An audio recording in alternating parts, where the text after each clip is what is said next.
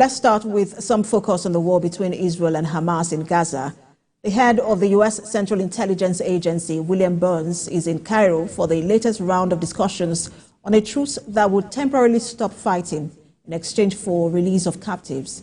The King of Jordan, Abdullah II, has told the U.S. President Joe Biden that the world cannot afford Israel's planned ground invasion on Rafah, where more than 1.4 million persons are sheltering. We have a report.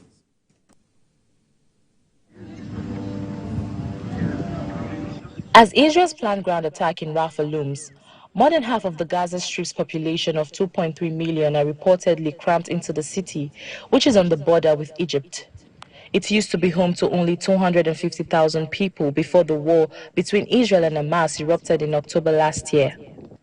Many of the displaced persons are living in squalid conditions in tents, poor access to food and water.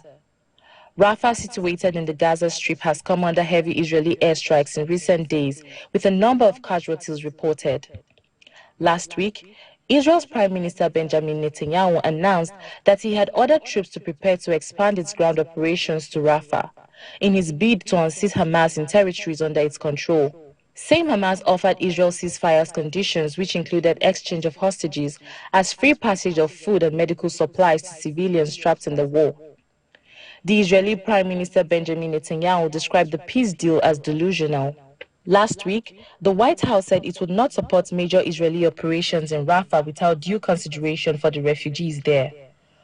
Also, during his meeting with the Jordan King Abdullah II at the White House on Monday, the President of the United States, Joe Biden, emphasized that exposed and vulnerable civilians in Rafah must be protected.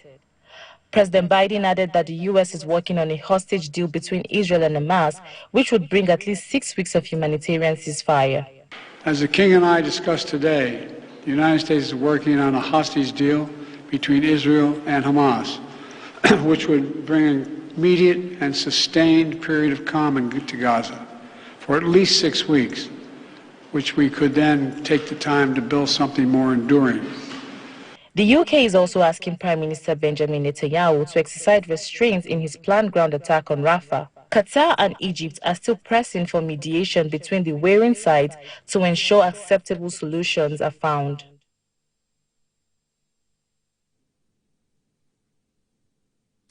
Meanwhile, the European Union's police chief says for an end to be found in the war between Israel and Hamas in Gaza, the United States must realistically stop giving Israel military aid.